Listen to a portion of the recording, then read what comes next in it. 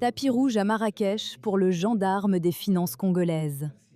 Dans l'enceinte de l'Institut Polytechnique, Jules Alinguete Kay reçoit l'une des plus hautes distinctions académiques, le titre de docteur honoris causa.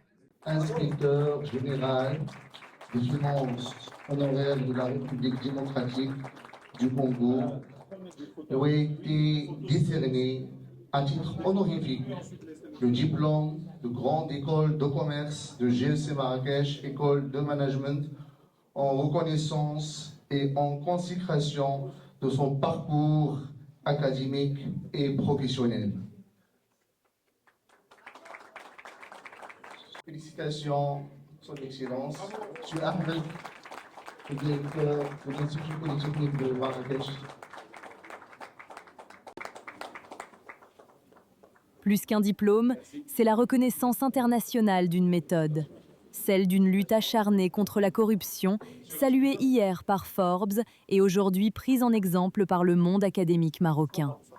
Une réussite que l'inspecteur général honoraire refuse de s'attribuer seul, la dédiant à la vision tolérance zéro impulsée par le président Félix Tshisekedi dès 2019. Je voudrais à cette occasion remercier très sincèrement Son Excellence Monsieur le Président de la République, chef de l'État de la République démocratique du Congo, Félix Antoine Tshisekedi Tshilombo, lui qui en 2019 a fait de la lutte contre la corruption une priorité en République démocratique du Congo. Et par là, il m'a donné l'opportunité d'évoluer à ses côtés, de l'accompagner dans ce grand travail d'éradiquer les antivaleurs dans la gouvernance publique. Je le remercie parce qu'il a sincèrement donné un coup de pouce à la gouvernance publique en République démocratique du Congo. Il m'a accompagné dans ce travail qui a fait de moi un des héros de la lutte contre la corruption, lui-même étant le principal acteur de ce travail en République démocratique du Congo, qu'il trouve dans ces petits mots mes grands remerciements pour ce qu'il a fait pour notre pays. Merci. Je dédie ce diplôme à ma famille, plus particulièrement à mon épouse et à mes enfants qui ont souffert pendant 5 ans de mes absences prolongées, s'occupant des prédateurs financiers, des criminels financiers de mon pays, les traquant jour et nuit, rentrant parfois à la maison au-delà des 0 heures pour le travail. Merci à toute ma famille. Merci aussi à tous les inspecteurs de l'Inspection générale des finances et qui ont constitué une véritable armée de lutte contre la corruption dans notre pays. Et je lance un appel à tous les inspecteurs de finances de rester mobilisés, debout, dans la lutte contre la corruption, dans l'amélioration de la gouvernance publique dans notre pays, pour espérer petit à petit demain faire de la République démocratique du Congo un grand pays, un pays émergent, un pays qui va atteindre des dimensions de développement très appréciables en Afrique. L'empreinte d'Alinguete sera désormais visible et durable. L'école de management a rebaptisé l'un de ses auditoires à son nom. Et dès l'année prochaine, c'est lui qui dispensera son savoir aux étudiants en master, suite à un accord stratégique signé avec le groupe GEC Marrakech. Je suis ravi de recevoir cette personnalité publique, Monsieur Jules Alinguete, à Marrakech, au Maroc. Cet homme de bonne aloi qui a fait de la lutte contre la corruption et de la promotion des finances publiques au rang de moteur de l'économie congolaise. Dans mon école, je suis directeur général d'un réseau d'écoles au Maroc, d'écoles supérieures et d'écoles secondaires. Et là, nous nous retrouvons à GEC Marrakech, qui est la grande école de commerce à Marrakech.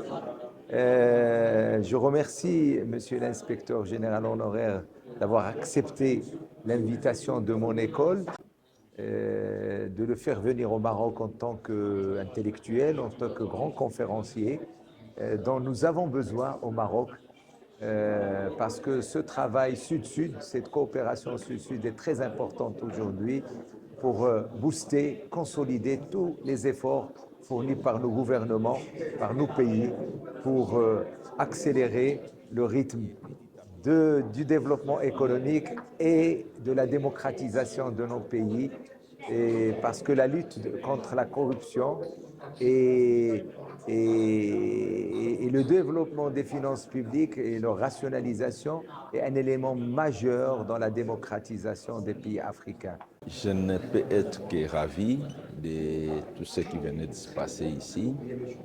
Aujourd'hui, c'était une journée où spécifiquement je devais être présenté au corps professoral de la grande école de commerce de Marrakech, ainsi qu'aux étudiants qui ont découvert mon parcours professionnel et les raisons qui ont motivé les corps académiques à me décerner le diplôme honoris causa.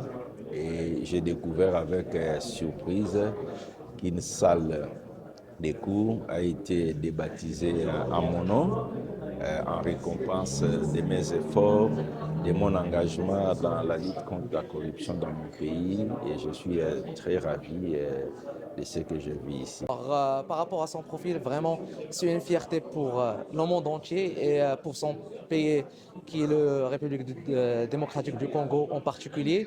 J'ai bien aimé les valeurs qu'il défend et vraiment son intervention a été vraiment très enrichissante pour moi. Et par rapport à son parcours, j'ai vraiment été inspiré. C'est un homme qui a vécu plusieurs expériences et qui a impacté plusieurs générations. Par rapport à la lutte de la corruption que M. Jules a implémentée au sein de son pays, République démocratique du Congo, c'est une chose qui va aider le peuple à mieux se développer et à avoir accès à plusieurs opportunités dans le futur. Et j'espère qu'on va avoir plusieurs personnes au même calibre de ce monsieur-là. Et ça va nous aider ça va aider à développer le pays et ça va aider à développer le monde entier en général. Pour moi, il est un homme très serviable qui a servi la RDC en premier. Je suis d'accord avec lui, ce qu'il fait, c'est très beau. Pour le développement d'un pays, il faut lutter contre la corruption d'abord. C'est un honneur pour nous, pour les étudiants. C'était très inspirant et c'est un homme incroyable. Ça m'a inspiré beaucoup pour le futur et je suis très heureux de savoir qu'on a des hommes comme M. Jules en Afrique parce qu'on en a besoin. Et voilà, je commence à avoir confiance en Afrique parce que je pense qu'on est dans le bon chemin. Mais ce séjour n'était pas que protocolaire, il était technique. Face aux étudiants de l'université Kadi Ayad, Aly Ngouette a joué la carte de la transparence, chiffres à l'appui. Il a rappelé d'où vient la RDC, un pays jadis classé 170e sur 180 en matière de corruption, avec une traçabilité des dépenses quasi nulle. L'inspection générale des finances chez nous, en résumé, est un service de contrôle administratif qui relève de l'autorité directe du chef de l'État, dont les responsables à rang des ministres, et les services a le contrôle de 90% des opérations financières de l'État. En 2020, quand nous avions fait l'état des lieux, la République démocratique du Congo, notre pays, était classé 170e élève sur 180 élèves cotés. C'est-à-dire, en matière de lutte contre la corruption, sur 180 pays cotés, nous étions 170e. Donc, au bas de l'échelle. Derrière nous, on ne laissait que 10 pays. Donc, c'est une cote médiocre en matière de lutte contre la corruption. Deuxièmement, nous avions constaté en 2020 que presque tous les marchés publics passés par l'État étaient entachés des irrégularités de corruption. Nous avions également constaté qu'il y avait dans les répertoires des contribuables ou des assujettis des impôts, 55% des assujettis étaient exonérés. C'est-à-dire la fiscalité ne reposait que sur 45% des assujettis. 55% échappaient au paiement des impôts du fait des phénomènes des exonérations. Nous avions aussi constaté que lorsque l'on paye un service public pour faire un travail X, en tant que service de contrôle, lorsque vous venez vérifier ce qui a été fait, la possibilité de retracer ce qui a été fait correctement était autour de 20%. On n'arrivait même pas à capter 30% de ce que nous devions capter. Cela montre l'état de la corruption, l'état de la fraude dans cet environnement-là. En 2020, nous avions profité de l'arrivée du nouveau président en République démocratique du Congo, qui a fait de la lutte contre la corruption une des priorités de ses actions. Après ces réformes, rapidement, nous avions commencé à mener les actions. Nous avons un bilan très éloquent. L'Inspection générale des finances en 5 ans en matière de lutte contre la corruption. On a mis en surveillance tous les membres du gouvernement, les ministres, on a mis en surveillance tous les DGT, on a mis en surveillance les dépenses du Parlement, les dépenses du Sénat, les grandes dépenses des marchés publics de l'État. Et en 5 ans, l'Inspection générale des finances a créé ce qu'on appelle la paire du gendarme financier. Comme résultat qu'on a obtenu en 5 ans, je termine par là, premièrement, dans le classement des pays qui luttent contre la corruption, nous étions à 170e pays sur les 180. En 5 ans, nous sommes passés 160 sur 180. Donc, nous avions quand même pu gagner 10 places dans le classement international. Et ce classement-là est non discutable. Il est fait par des institutions internationales.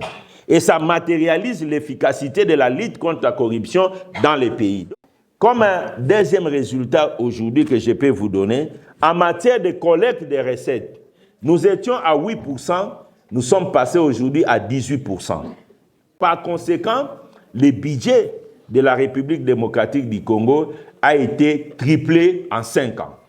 Donc, chaque année, nous passons un accroissement du budget. En 5 ans, on a pu tripler le budget de l'État congolais. Comme un autre élément que je peux vous indiquer, en termes des exonérations, en 2020, on avait 55% des contribuables ou des assujettis exonérés. Aujourd'hui, nous sommes à 35% seulement des assujettis qui sont exonérés. Donc, nous avions réussi à 20% à les remettre parmi les gens qui doivent payer les impôts parce qu'ils étaient détenteurs des exonérations qui n'étaient pas légales. Et en ce qui concerne la traçabilité de la dépense publique, la possibilité de retracer sur terrain les fonds publics qui ont été donnés pour une route. Nous sommes passés de 20% à 2020, aujourd'hui à 60%. Aujourd'hui, en termes de marchés publics, tous les marchés publics sont mis sous surveillance pour détecter les faits de surfacturation et les faits de corruption avec une intervention a priori. Un exposé choc, suivi d'une visite de travail à la direction des impôts pour échanger sur la sécurisation des recettes de l'État. C'est que je suis très honoré de recevoir monsieur le inspecteur général de l'RDC. Donc on a fait un échange qui est très utile parce que c'est très important ce qu'on a échangé, soit au niveau des structures organisationnelles de nos deux administrations, marocaine et de RDC. Il y a des ressemblances, mais il y a aussi des choses qu'on pourra partager pour enrichir nos expériences. Ça a été un grand plaisir pour moi en visite des travaux scientifiques à la grande école de commerce de Marrakech, de passer ici à la direction régionale des impôts de Marrakech pour s'informer sur l'organisation du système fiscal marocain ainsi que l'organisation de la direction générale des impôts du Maroc. Les échanges ont été très intéressants et nous avions vraiment capté des innovations très importantes qui méritent d'être capitalisées. Je crois que des retours dans notre pays, nous allons approfondir ces innovations, les avancées réalisées par le Royaume de Maroc pour que notre pays puisse vraiment en profiter. Je dis sincèrement merci au directeur régional pour avoir disponibilisé son temps pour moi-même et toute la délégation qui m'accompagne. Épilogue de ce voyage à Rabat, au siège de l'Inspection générale des finances du Royaume. Son homologue marocain, Mohamed Mansour, lui a décerné la médaille d'honneur de l'institution. J'ai donné la médaille. La médaille, c'est une médaille commémorative du 65e anniversaire. Alors, c'est frappé par la Banque centrale. Et nous avons l'insigne honneur d'avoir l'effigie de Sa Majesté le Roi sur le recto. Donc le recto est pour, disons, l'effigie de Sidna Maïnsoro. C'est comme ça qu'on appelle Sa Majesté ici, en arabe dialectal. Et nous avons le verso, ou le revers, comme on dit, avec disons, une sorte de commémoration graphique du 65e anniversaire des armoiries du Royaume et un certain Mayan qui fait noter un certain nombre de choses que je vous laisse découvrir. Et en tout cas, c'est quelque chose qui est de la valeur pour nous et que j'espère aura de la valeur aussi pour vous. De Marrakech à Rabat, ce n'est pas seulement un homme qui a été célébré, mais le retour de la crédibilité financière de la République démocratique du Congo sur la scène internationale.